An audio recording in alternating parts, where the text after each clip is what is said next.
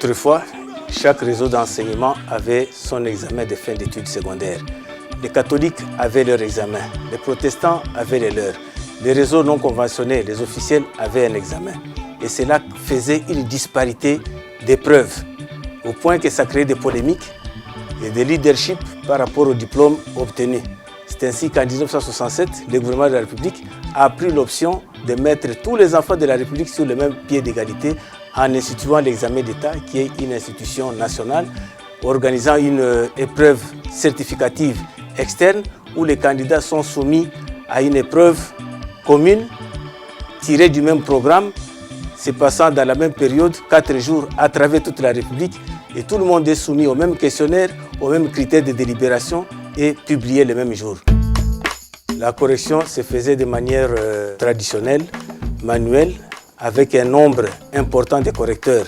On mobilisait beaucoup de personnes autour de l'examen d'État. Il a fallu la volonté politique de son Excellence, M. le ministre Macaire, pour pouvoir conduire cette correction de manière informatisée. De 1967 à 2006, la publication des résultats se faisait sur support papier, que nous appelions revue de l'inspecteur.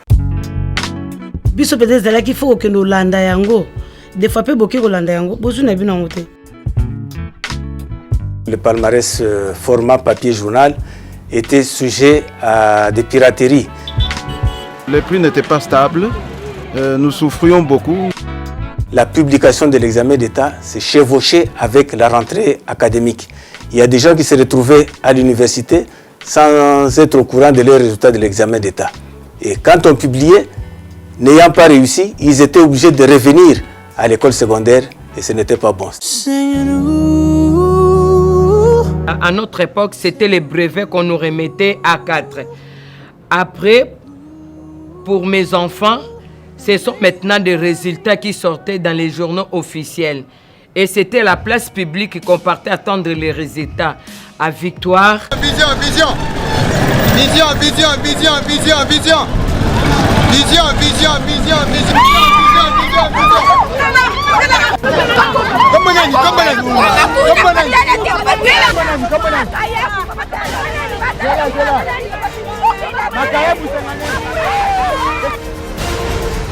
Aujourd'hui, le ministère de l'enseignement primaire, secondaire, d'initiation à la nouvelle citoyenneté a pris un partenariat avec un opérateur de téléphonie cellulaire qui est Vodacom pour assurer cette diffusion-là à travers la République. Vodacom Congo réaffirme son devoir citoyen d'être aux côtés du ministère pour mettre à sa disposition la nouvelle technologie qui permet aux élèves, aux parents, aux amis et connaissances d'avoir accès très facile aux résultats des examens d'État. Vodacom Congo a conclu un partenariat avec le ministère de l'enseignement primaire et secondaire. Ce partenariat consistait réellement à pouvoir améliorer la qualité du service public en 3 éléments. Le premier, stipulait qu'il fallait diffuser les résultats de toutes les options d'examen d'État et sur toute l'étendue de la République démocratique du Congo. Ce que Vodacom Congo a fait très aisément.